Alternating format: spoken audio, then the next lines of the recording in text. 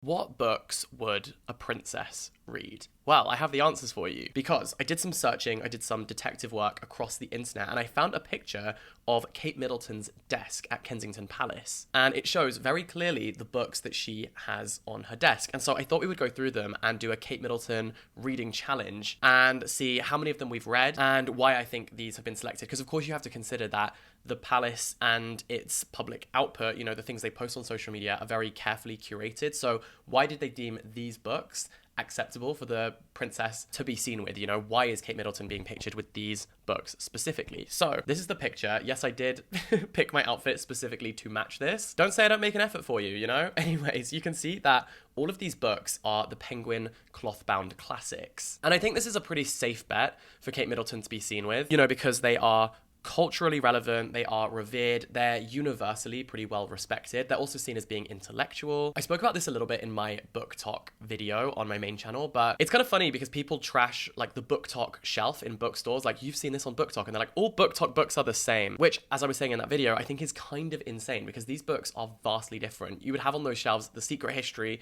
It Ends With Us, Song of Achilles, The Seven Husbands of Evelyn Hugo. You know, you've got like Greek mythology, pop culture, dark academia. Then you also have romance books like The Love Hypothesis and The Spanish Love Deception. Like, there is so much range on that shelf, and the same is true for a classic shelf. The only thing these books really have in common is that they are old and that they are pretty universally celebrated and recognized as being culturally significant. You know, they tell us something about the time in which they were written. They maybe shaped the literary landscape in different ways. But, you know, you have books like Frankenstein by Mary Shelley alongside Pride and Prejudice by Jane Austen. You have Wuthering Heights next to Les Miserables. Like, you know, you have such different books sitting side by side, and the only thing that makes them similar or makes them group together is the fact that they are classics, that they are considered to be part of the literary canon. So I always find it funny when people say that their taste in books is classic books, because I'm like, which ones? Which ones do you mean? They're all so different. The Penguin cloth-bound classics are absolutely beautiful. They're so stunning. They're these really lovely editions, and if you are hoping to read more books kind of that have cultural significance and that have shaped the literary landscape, like I was saying, this is a really good place to start because it's just a really interesting curation of books. But do keep in mind they are all very different, of course. So anyways, I feel like you can't really get cancelled for having any of these books on your shelf, on your desk, because they kind of have that historical stamp of approval. You know, a lot of these books will be studied in schools, at university. Jane Austen is an author who is on the £10 note. You know, these books are deemed to be intellectual, stimulating for your brain, and for the palace it's a safe bet. So these are the specific books that Kate Middleton was pictured with. So first of all, Mansfield Park by Jane Austen. Like I said, Jane Austen is literally on the £10 note, and she is really and truly the queen of literature, of English literature. You know, Jane Austen was writing banger after banger. You know, it's crazy to think of her literary oeuvre and like how many absolute gems she managed to write. Even Lady Susan, which is a short story that she wrote when she was 17, I think, is excellent. She was just one of those rare talents who was just amazing. Mansfield Park is not my favorite of her books. My top two would be number one, Emma, for sure. I think Emma is funny. It really holds up in a modern context. You know, they just recently made a new film adaptation with Anya Taylor-Joy, and I loved it. I think they really captured how silly and fun it is, and how miscommunication is still something that is so brilliant to read about. So Emma is my number one. Then I think Northanger Abbey. I think that's such a good book. It has one of the best villains of all time. John Thorpe as a character made my blood boil. I was so seething with anger while reading his depiction in that book, and that's a testament to Jane Austen's brilliant writing. Mansfield Park is a book about love and loneliness and family. It's about this young girl called Fanny who goes to live with her rich aunt and uncle. It's not my favorite of Jane Austen's books, but then again, you could call Jane Austen an unmarried woman because she never misses. Get it? Like, misses when you're married. Anyway, whatever. Moving on to the next one. Wuthering Heights by Emily Brontë. I mean, come on. This is an absolute cult classic. It's gothic, it's dark, it's absolutely mesmerizing, and there's actually a really great movie called Emily, which stars Emma Mackey, and it's so good. I think it really captures how Emily Brontë was kind of like the wallflower of the Brontë sisters, and it's one of my favorite movies that I watched last year, actually. I thought it was so good. We follow Heathcliff, who is kind of an anti-hero character. You know, it must be exhausting always rooting for the anti-hero, but he wants revenge on the people who kept him from his love. So Wuthering Heights, banger. And of course, any book that inspired the song Wuthering Heights by Kate Bush deserves all of the medals, all of the prizes. Thank you, Emily Brontë. We appreciate you. Tess of the D'Urbervilles by Thomas Hardy. This is about a woman who is assaulted and becomes pregnant with this man's child. Her father basically realizes that they descend from noble blood. And so he sends Tess out to try and get that wealth, get access to that wealth that they believe they are entitled to. And over the course of the novel, Tess is just a victim of the moral prejudices and the moral judgments of the time. It's a brilliant time capsule of what was going on at that time in England, and you know, the domestic politics, the moral attitudes that people had. People treat her so unkindly and unfairly, and I think it's all about the contradictions and the hypocrisy of the attitudes of the day, specifically towards women. So we have a lot of kind of feminist classics on this shelf. We also have Middlemarch, of course, one of the great female writers, George Eliot. You know, the first word that comes into my head is just long. Like, this book may have single-handedly started my big book fear. It's great, but it is also a lot. It's very overwhelming. I personally, it's the most pretentious thing in the world to be like, I'm more of a Silas Marner fan myself when it comes to George Eliot. But it's true, Silas Marner slaps. But Middlemarch is probably considered to be George Eliot's magnum opus, you know. I'm actually buzzing because I've read all of these books. This is the first time this has happened when we've come to do a reading challenge, so I am buzzing. Thank you, English Lit degree. The next one is Bleak House by Charles Dickens, and it really is bleak. This book is kind of crazy. It features at one point a man who spontaneously combusts. I'm not joking. You know, I think that with Charles Dickens, it's very clear that, so the history of Charles Dickens writing is that his books were serialized in newspapers and journals. So the first time anyone got to read these books, it was being released piece by piece, and Charles Dickens was being paid by the word, and it shows. These books are so long, so detailed, and it's also at a time where the novel was really trying to differentiate itself from poetry, and so there's a lot of detail in a way that poems don't include. For me, I've never really got on that well with Charles Dickens' writing style. I do really love A Christmas Carol, but Bleak House, Great Expectations, all of those books, I think the Pickwick Papers, you know, I can respect them.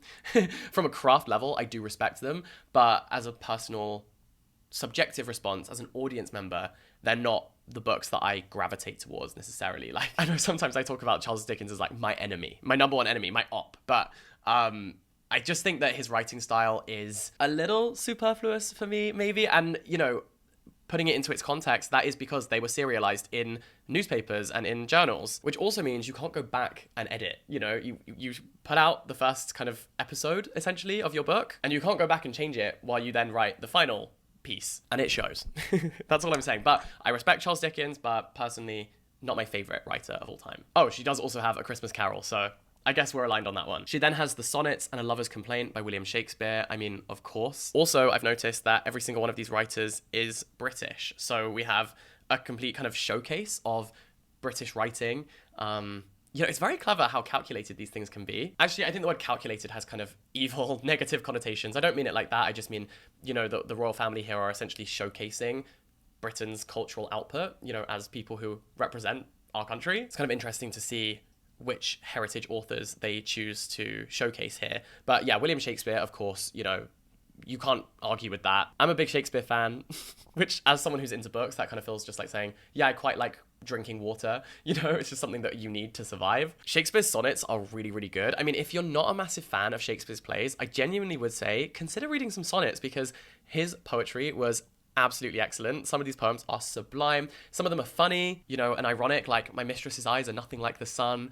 The sonnet form is very formulaic by nature, and I think that the constraints of having to fit by the very specific guidelines of a sonnet leads to some really interesting imagination and creativity. So I'm just putting it out there, give the sonnets a go. The Picture of Dorian Gray by Oscar Wilde. This is a really great choice and one of my favorite kind of modern classics. The Picture of Dorian Gray has one of the best plot twists of all time. Did this book invent the plot twist? Maybe. Oscar Wilde's writing is so fun and witty and playful. If you are one of those people who's trying to read more classic books and you find sometimes they're a little stale and dry, I really would recommend The Picture of Dorian Gray as a place to start. It's a fun classic for sure. There's also currently a version of Picture of Dorian Gray, a one-woman show of The Picture of Dorian Gray featuring Sarah Snook from Succession on the West End. And I was invited to go and see it and I couldn't make it. And it, to this day, maybe my biggest regret in my whole entire life, because everyone is saying it's so good. So, you know, that's also another fun way of engaging with classics, is to see modern adaptations and then go back and read the original text. And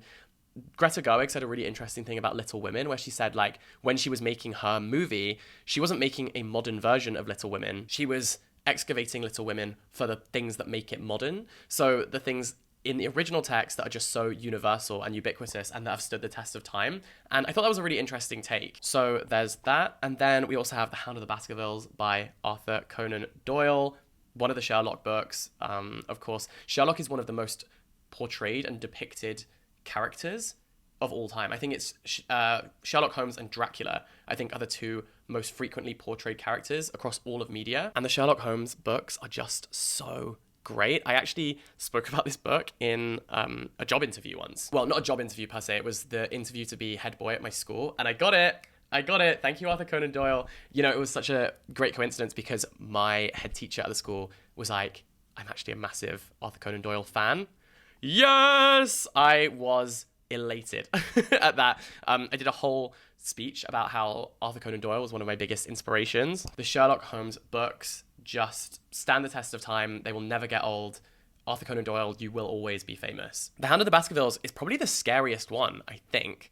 I remember reading them all, and this was the one that kind of creeped me out the most. So it's also covered in the BBC adaptation in the Sherlock series with Benedict Cumberbatch. And then the only non-British writer in this list is Homer. And here we have the Odyssey, which of course is the book about Odysseus and Penelope. It's about Odysseus returning home from the Trojan War while Penelope waits for him, and she has a bunch of suitors who are all trying to kind of take over Ithaca. They all basically want to take over from Odysseus, but Penelope has faith that he is still alive, that he is on his way home. And Odysseus is taking his sweet time. He goes on a bunch of different side quests. He gets distracted by all these different mythological creatures, I should say, and Homer's Odyssey is a great choice for this shelf. So honestly, I really rate this selection of books. Hello, I'm just briefly interrupting this video to let you know that today's video is very kindly brought to you by Squarespace. Squarespace is the all-in-one platform for building a website or an online brand. So if you have a dream business in your head and you need somewhere to showcase what you can do, Squarespace should be the first place you head to. The best news is you don't need any web development expertise or coding experience because Squarespace has a bunch of templates, hundreds of incredible templates that you can use and customize. So you can bring your vision to life with features including the ability to make an email sign up. You can also start a blog to show what's going on behind the scenes. They also have great analytical features so you can see what your audience are responding well to and therefore what you should make more of. And if all of this sounds like exactly what you need to give you the kick up the backside to start your website, you can head to squarespace.com for a free trial. And then when you're ready to launch your beautiful new website, you can use the code JackInTheBooks at squarespace.com/JackInTheBooks to get 10% off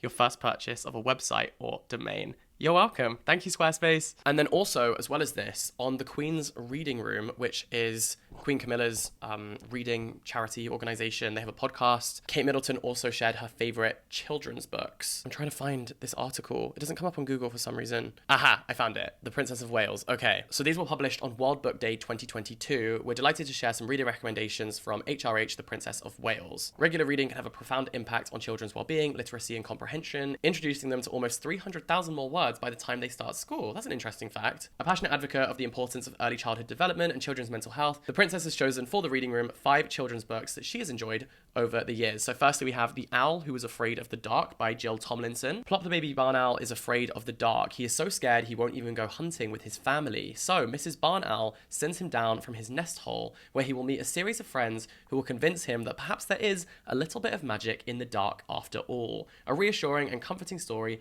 for all young readers who are afraid of the dark. Next, we have Stig of the Dump by Clive King. Kate Middleton said, as a child, I loved spending time outdoors, making dens, digging, discovering, and making things out of odds and ends. Whether this was why my father recommended this book to me, or whether this book inspired my imagination, I can't remember, but I've never forgotten this brilliant book and the values it teaches. So it's about a boy who meets an odd-looking fellow named Stig, who has shaggy hair, wears a rabbit skin, and speaks in grunts. Despite nobody believing that Barney's friend is real, the two embark on a series of adventures, learning each other's ways. Then we have Charlotte's Web, absolute classic. This is by E.B. White. Kate Middleton says, an all-time classic and loved in our house for obvious reasons. This is a charming story about friendship, loyalty, and love. Yeah, it's a poignant story about a pig and a spider.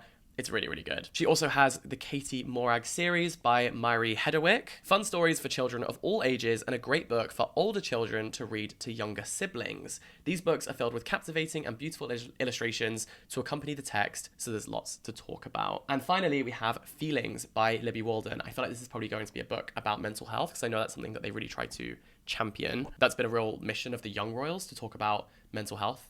So She describes it as, "This little book is a wonderful way to help children understand and recognize their feelings and emotions, and brings to life the importance of empathy." So there you go. We've got some children's books and also some classics and also some classic children's books just to tie it all together. But yeah, these are the books that Kate Middleton has recommended. I've read all of them except 4 of the children's books. Let me know if you've read every single one or how many of them you've read, how many are you yet to read. I'm not gonna lie, I've got pins and needles from sitting on my foot this entire time, so I'm gonna go. Don't forget, you can subscribe to this channel, Jack in the Books, if you're new. I also have my main channel, my Instagram account, my TikTok.